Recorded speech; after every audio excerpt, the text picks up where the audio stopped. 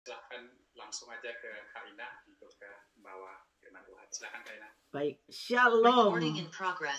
Puji Tuhan. Bagaimana kabar? Semua sehat, semua baik, semua diberkati Tuhan, semua diurapi Tuhan. Kita tetap semangat, apapun keadaan yang ada di Melbourne ini, kita terus mengucap syukur kepada Tuhan. Ya, jangan patah semangat, tapi kita harus terus bergairah melakukan kehendak Tuhan dalam kehidupan kita. Saudara sekalian, Garam Family, ya, saya ingin bahas pada pagi hari ini tentang bagaimana kita melayani dalam kualitas Tuhan. Kita punya 3 slogan yang kita tahu adalah stay simple, ya, stay connected, dan stay serving. Terus melayani. Saya akan sharing pada hari ini tentang bagaimana kita melayani Tuhan, tetapi melayani di dalam kualitas Allah dalam kehidupan kita. Melayani itu ternyata tertulis di dalam Alkitab, ya. Itu sebagai suatu pola hidup, sebagai suatu gaya hidup, bukan aktivitas belaka. Jadi Tuhan Yesus sendiri menyatakan bahwa tujuannya yang utama datang ke dalam dunia ini adalah dia datang untuk melayani, bukan untuk dilayani. Nanti kita akan lihat firman Tuhan dalam Injil Markus pasalnya yang ke-10. Jadi kita bisa melihat bagaimana Allah melihat seorang pemimpin, dan Allah melihat pemimpin itu sebagai pelayan. Dan Allah melihat pelayan itu adalah sebagai pemimpin. Kita akan melihat Markus pasal yang ke-10. Ayatnya kita akan baca sebenarnya ayat 41, tapi saya akan lihat ayat 35 terlebih dahulu.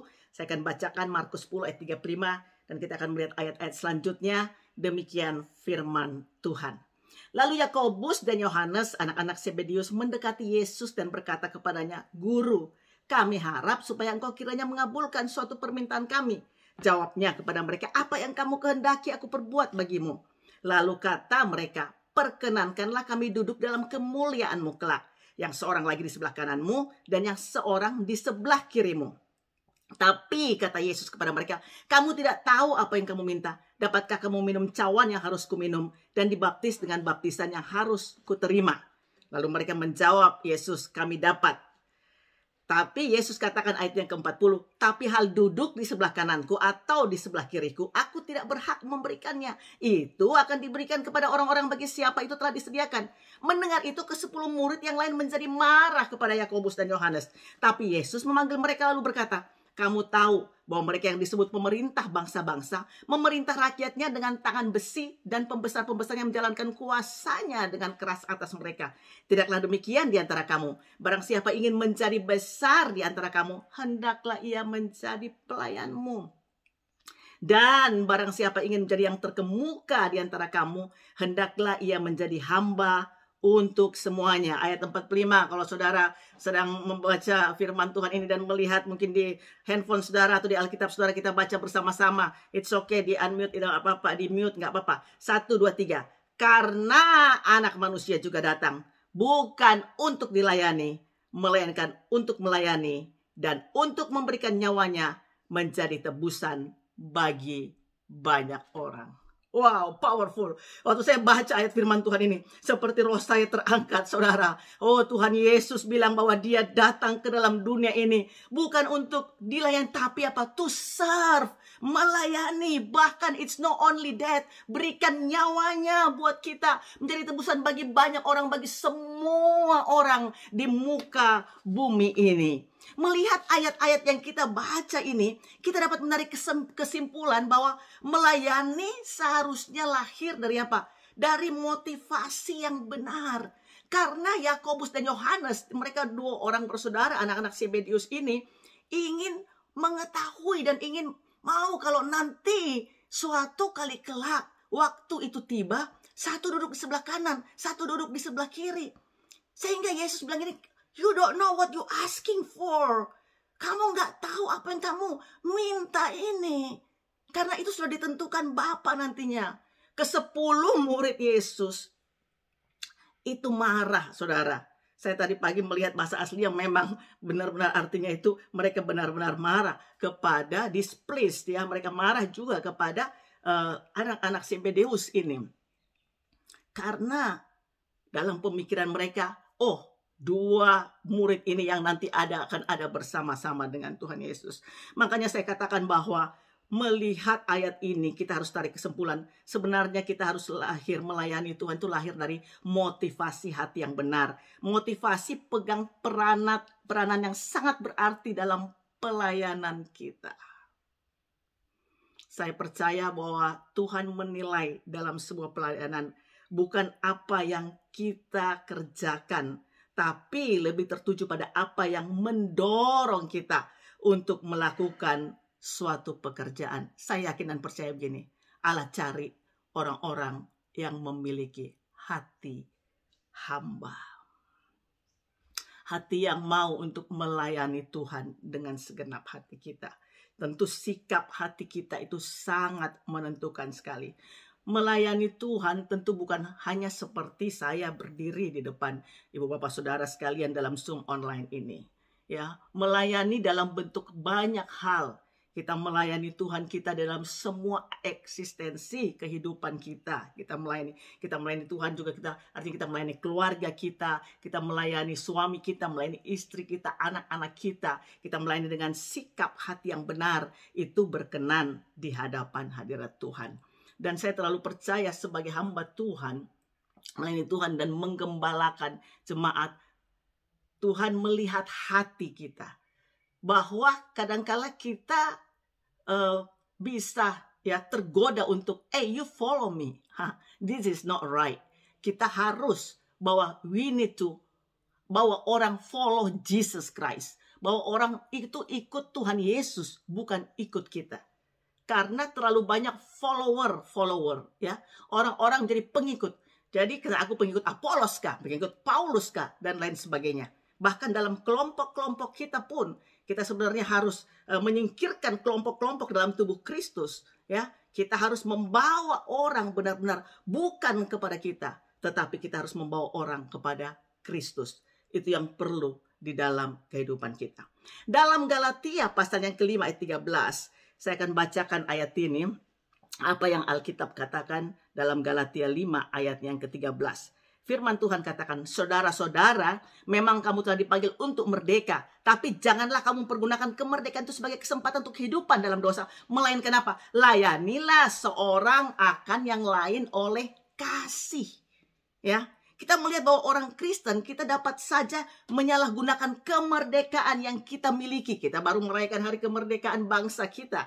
Ya, tapi ini yang saya mau bilang, kadangkala kemerdekaan dalam Kristus, Yesus sudah tebus kita dari segala macam dosa, perhambaan, kutuk maut, kutuk penyakit, kutuk dosa buat kita. Ya, dan kita menjadi orang-orang yang merdeka karena Kristus. Tapi Alkitab dengan tegas katakan di sini, kamu telah dipanggil untuk mereka, tapi jangan pergunakan itu sebagai kesempatan untuk hidup dalam dosa. Jangan menoleh ke belakang lagi, jangan berkubang dalam dosa lagi. Tapi ini Alkitab bilang, layanilah seorang akan yang lain dalam apa? Kasih. Karena kadangkala kita dapat menyalahgunakan kemerdekaan yang Tuhan berikan kepada kita dengan apa? Selfish. Dikatakan mementingkan diri sendiri. Jadi Alkitab menjelaskan, kita nggak usah buka 2 Timotius pasal yang ketiga 1-5, di mana pada akhir zaman dikatakan di situ orang apa? Yang pertama dibilang itu mementingkan dirinya sendiri pada hari-hari terakhir ini. Itu Timotius katakan bahwa orang mulai mementingkan dirinya sendiri menjadi hamba uang, dan ayat-ayat selanjutnya. Jadi mementingkan diri sendiri terdaftar pada tempat pertama dalam daftar sifat-sifat orang-orang pada hari-hari terakhir ini. Dosa mementingkan diri sendiri ini merupakan hal yang sangat serius dalam Alkitab. Dengan jelas berkata bahwa Alkitab bilang ini, di mana ada iri hati dan mementingkan diri sendiri, di situ ada kekacauan dan segala macam perbuatan jahat. Jadi melihat bahaya dari mementingkan diri sendiri, Alkitab dengan jelas ajarkan kepada kita. Satu-satunya cara untuk kita terlepas dari roh yang mementingkan diri sendiri adalah dengan jalan apa, ibu bapak sekalian? Layanilah seorang akan yang lain oleh kasih. Jadi saya yakin dan percaya supaya kita terus memiliki hati yang berkobar-kobar terus untuk melayani Tuhan, memiliki sikap hati kita yang benar, adalah untuk kita tidak mementingkan diri kita sendiri, untuk melawan sifat dari mementingkan diri kita sendiri. Marilah kita melayani seorang dengan yang lain oleh kasih Tuhan. Karena melayani itu merupakan tanggung jawab semua orang percaya. Ada beberapa konsep yang salah, yang keliru, yang dimiliki oleh orang-orang yang percaya, yang berpikir bahwa melayani itu merupakan tanggung jawab sekelompok orang tertentu. Ya, Saudara tahu dalam Efesus 4 ayat 11 sampai 13. Jadi ada karunia jawatan-jawatan, ada rasul, ada nabi, ada pengajar, ada gembala, ada penginjil. Only them. Mereka aja itu yang melayani. Tapi Ibu Bapak Saudara, Alkitab bilang, kalau saudara baca di Efesus 4 ayat 11 sampai 13, di situ dikatakan bahwa mereka yang harus, ya, mereka membagikan ini, mengatakan bahwa orang-orang yang harus melakukan tugas pelayanan semua orang kudus. Oke, kita baca saja ayatnya supaya kita bisa lebih mengerti. Efesus 4, kita lihat ayat ini terlebih dahulu. Ayatnya yang ke-11. Ya, saya bacakan. Efesus 4 ayat 11 sampai 13, demikian firman Tuhan. Dan ialah yang memberikan baik rasul-rasul maupun nabi-nabi, baik pemberita Injil maupun gembala-gembala dan pengajar-pengajar, untuk memperlengkapi orang-orang kudus bagi pekerjaan pelayanan, bagi pembangunan tubuh Kristus, sampai kita semua telah mencapai kesatuan iman dan pengetahuan yang benar tentang anak Allah, kedewasaan penuh dan tingkat pertumbuhan yang sesuai dengan kepenuhan Kristus. Jadi saya percaya bahwa untuk memperlengkapi siapa? Orang-orang kudus. Siapa orang kudus di sini? Bisa saya lihat tangannya terangkat? Siapakah orang kudus di sini? Saya dan saudara. Kita orang kudus. Kita memang bukan berasal dari kudus. Ada orang bilang gini, Pak, saya bukan orang kudus. Saya dari Salatiga. Saya bukan orang kudus. Ya, tapi artinya adalah kita orang kudus. Kita ini telah, yang saya katakan bahwa luar biasa, kita dibenarkan oleh Kristus. Kita dikuduskan oleh kuasa darah Yesus Kristus Tuhan. Sehingga kita diperlengkapi pekerjaan pelayanan pembangunan tubuh Kristus dalam kehidupan kita. Saya yakin bahwa ini tanggung jawab semua orang percaya kepada Tuhan, bahwa dalam kehidupan kita semua orang dipanggil untuk melayani dan bukan untuk dilayani. Ada istilah-istilah orang yang bilang, jangan kita datang ke gereja hanya untuk itu, biasa, kita sering dengar itu. Jangan kasih panas bangku gereja saja. Artinya apa? Bukan hanya kita untuk mendengarkan saja, bukan hanya untuk kita dilayani saja, tapi mari kita semua orang-orang digaram. Saya yakin ada orang-orang yang punya hati melayani. Saya bisa melihat, saudara, mari ayo melayani. Semua orang diminta melayani, semua orang diminta berdoa, semua orang diminta, mari apapun yang kamu, saya percaya ada karunia, ada talenta yang Tuhan sudah berikan kepada kita, kita pakai itu untuk apa? Pelebaran kerajaan Allah, supaya kehidupan kita, kehidupan yang melakukan kehendak Tuhan dalam kehidupan ini. Jadi saya yakin bahwa melayani merupakan apa? Standar kedewasaan dalam kehidupan kekristenan. Jadi dalam pertumbuhan kehidupan kekristenan seorang, maka memang ada saatnya kita harus melewati fase di mana ibu bapak kita dilayani. Ya, mungkin seperti hari ini, ibu bapak saudara dilayani, ada yang pimpin puji-pujian, ada yang membawakan firman Tuhan, kita dilayani. Tapi dilayani bukan sasaran akhir dari pertumbuhan kehidupan kekristenan kita. Bukan. Karena sasaran akhir dari pertumbuhan kerohanian kita adalah apa? Kita tahu semua. To be like Jesus, of course. Menjadi sama seperti Yesus. Karena dikatakan di sini ayat yang ke-13, sampai kita semua telah mencapai kesatuan iman, pengetahuan yang benar tentang anak Allah, kedewasaan penuh, tingkat pertumbuhan sesuai dengan kepenuhan Kristus. Kita menjadi sama seperti karakter Kristus di dalam kehidupan kita. Saya yakin dan percaya bahwa ini yang Tuhan mau dalam hidup kita. Ada waktunya untuk kita, sasaran kita yang terakhir. Memang kita dilayani, tapi sasaran kita yang terakhir, bahwa kita to be like Jesus. Banyak hal Yesus berkorban, menyerahkan hidupnya buat kita. Kerinduan kita tentunya bahwa Christ in you, the hope of glory, itu Kristus yang dalam kita, yang dalam pengharapan akan kemuliaan. Bahwa bagaimana Tuhan menciptakan kita segambar dan serupa dengan Tuhan, supaya kita boleh menjadi apa? Serupa tentunya dengan karakter Kristus, karakter ilahi di dalam kehidupan kita. Dan kita bisa melihat teladan daripada Yesus dalam 1 Yohanes pasalnya yang ketiga, ayatnya yang ke-16. Saya rindu untuk bacakan ayat ini, apa yang Yesus sudah perbuat luar biasa di dalam kehidupan kita. Dikatakan 1 Yohanes 3 ayat 16, demikianlah kita ketahui kasih Kristus, yaitu bahwa ia telah menyerahkan nyawanya untuk kita. Jadi kita pun apa? Wajib menyerahkan nyawa kita untuk saudara-saudara kita. Ini pengorbanan Yesus yang dahsyat dalam hidup kita. Dia menyerahkan hidupnya, menyerahkan nyawanya. Bahkan kalau kita mau melayani pada kualitas yang Tuhan inginkan dalam kehidupan kita, bisakah kita menyerahkan nyawa kita juga untuk saudara-saudara kita? Artinya saudaraku, kita tidak hidup lagi untuk mementingkan diri kita sendiri.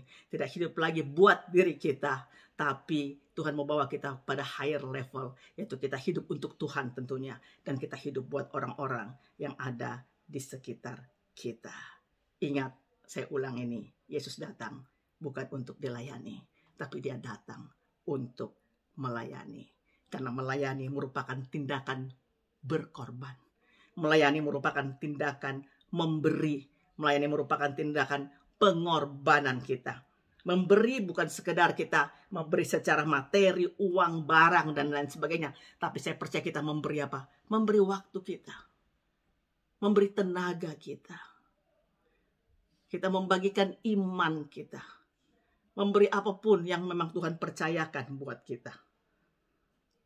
Jadi kita lihat di sini bagaimana Allah menghendaki kita memberi diri kita untuk Tuhan dan juga untuk saudara-saudara kita yang ada.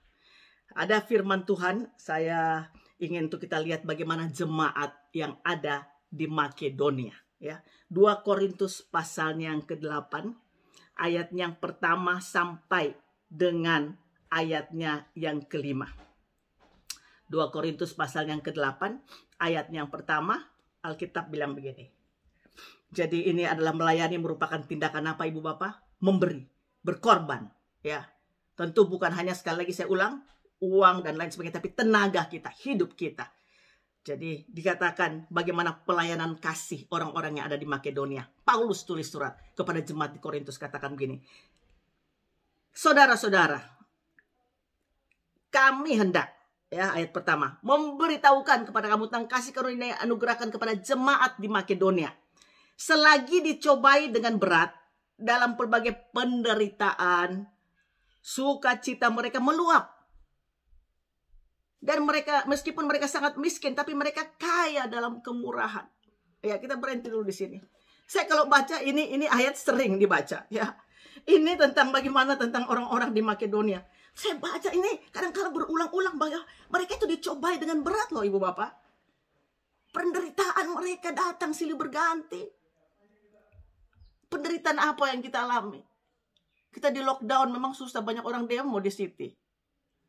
Di Sydney, di Brisbane, dan lain sebagainya. Penderitaan apakah karena kita masih terpenjara dalam rumah kita? Penderitaan saya nggak bisa traveling ke Indonesia yang biasanya kadang-kala 3 bulan sekali atau mungkin 2 bulan sekali. Nggak bisa berangkat pelayanan ke Jerman mungkin, atau mau pergi ke Amerika, atau mungkin ke Toraja, atau mungkin ke pedalaman Kalimantan Barat, kepada Kubar dan lain sebagainya. Penderitaan apa yang kita alami dalam kehidupan kita?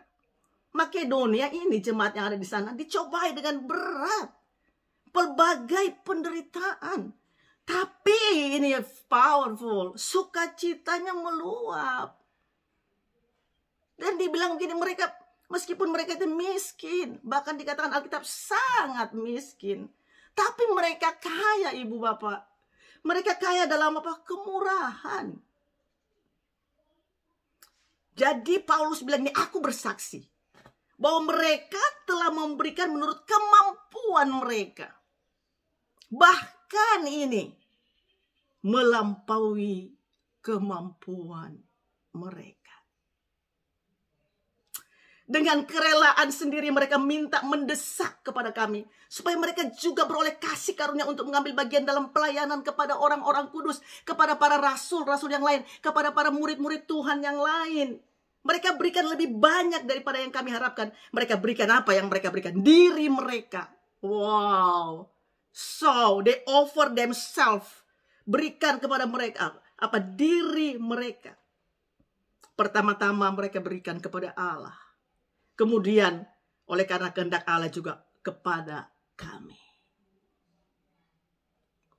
Wow. Tapi mereka penuh dengan sukacita. Mereka menabur, memberi. Lebih daripada kemampuan mereka. Waktu saya baca ayat ini, saya bilang, it's not by accident. Ini ditulis dalam Alkitab. Paulus tulis ini buat orang-orang yang ada di Korintus.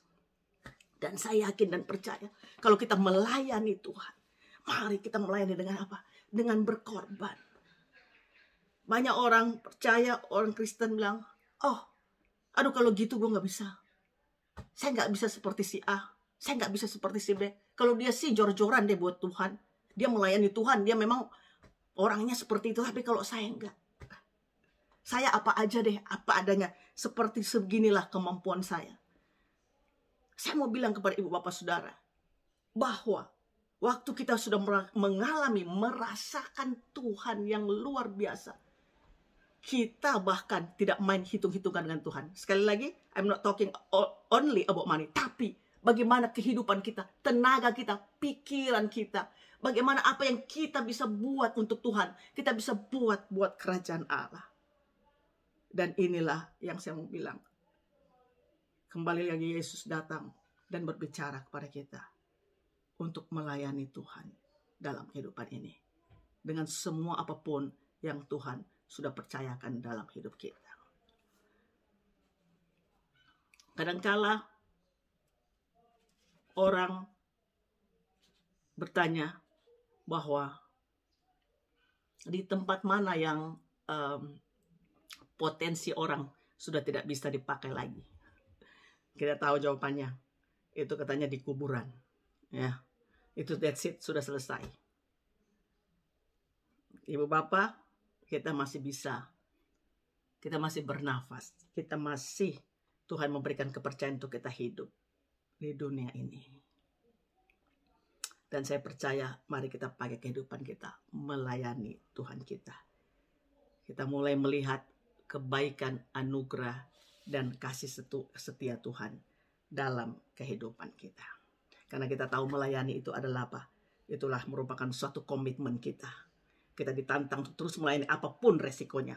Karena dalam melayani kita tahu kita tidak kejar upah yang jasmani. Tapi kita kejar apa? Upah yang kekal.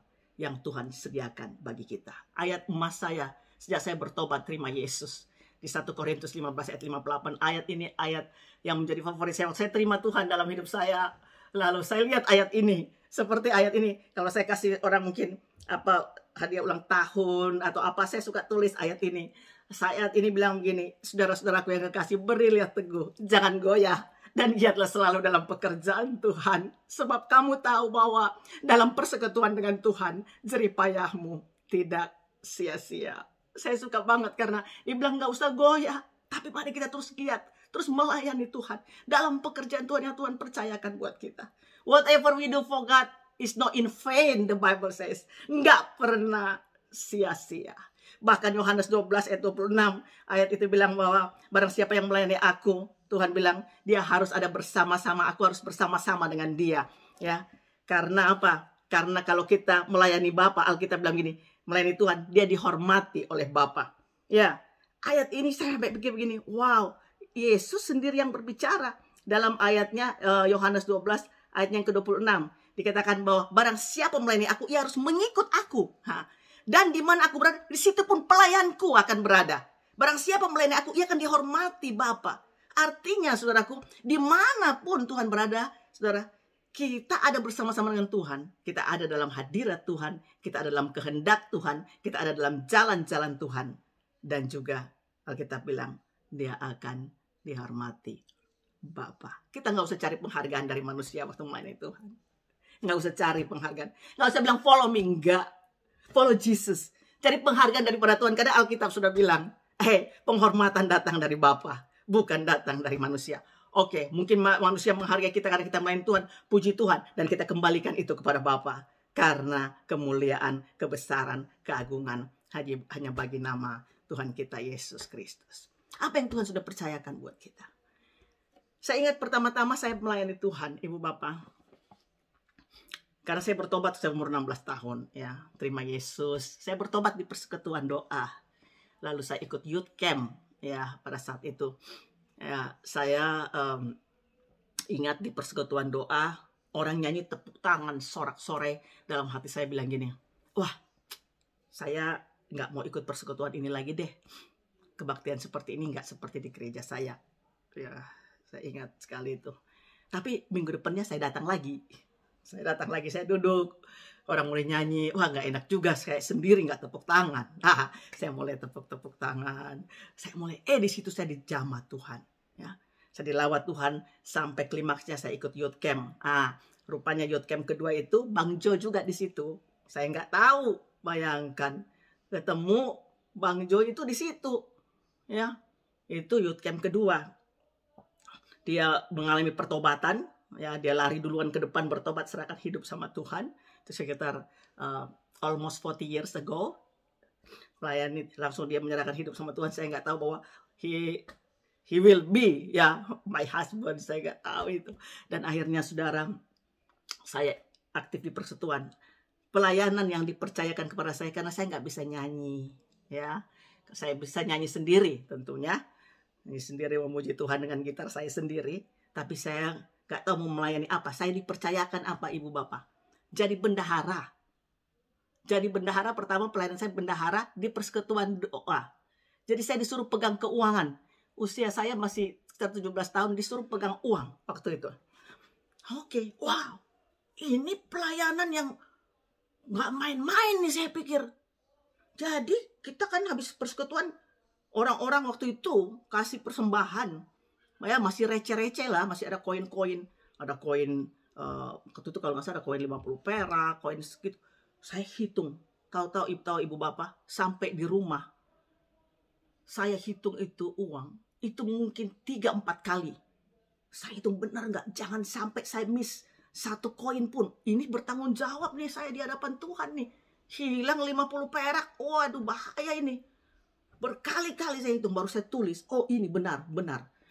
Itu saya lupa berapa tahun saya jadi bendahara di sebuah persekutuan doa. Dan itu yang saya jadi ingat, bahwa saya nggak mau salah. Saya mau setia dengan pelayanan yang Tuhan percayakan itu.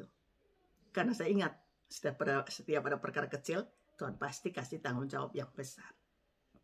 Mulai setelah itu, mulai ada gereja yang ada di Toraja. Tuhan percayakan untuk saya melayani di Toraja sebagai pastoral tim penggembalaan yang ada di sana bersama bapak-bapak pendeta yang ada di Toraja. Lalu saya bisa melihat Tuhan bawa melayani ke tempat-tempat yang lain. Dan ini suatu kepercayaan yang Tuhan berikan sampai hari ini. Such an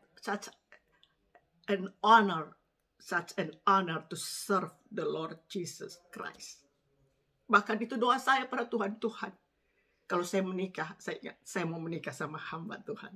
Supaya saya bisa sama-sama melayani Tuhan. Saya tahu pengusaha banyak dipakai oleh Tuhan.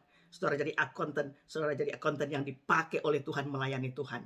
Saudara dalam pekerjaan saudara, kalau ada Henry ada di sini, Henry ada bekerja di hospital, dipakai oleh Tuhan, bekerja dengan luar biasa, dengan baik, dengan menyenangkan Tuhan. Itu adalah suatu pelayanan. Dan pelayanan yang Tuhan panggil dalam hidup saya untuk melayani Tuhan. Melayani pekerjaan Tuhan sebagai hamba Tuhan. Dan saya mau bilang kepada ibu bapak saudara sekalian, bahwa apapun yang Tuhan percayakan kepada kita, kita tahu bahwa itu adalah kepercayaan. Itu adalah kepercayaan. Hargai kepercayaan yang Tuhan berikan. Dan saya sebagai hamba Tuhan tentu banyak kelemahan yang saya harus terus dealing tentunya dengan kelemahan saya, supaya itu tidak menghalangi pelayanan pekerjaan Tuhan. Supaya dalam pelayanan pekerjaan Tuhan tetap terus memiliki hati hamba. Saya mau melayani Tuhan dengan komitmen bahwa ini posisi, harus saya sadar posisi dan keberadaan saya di hadapan Tuhan.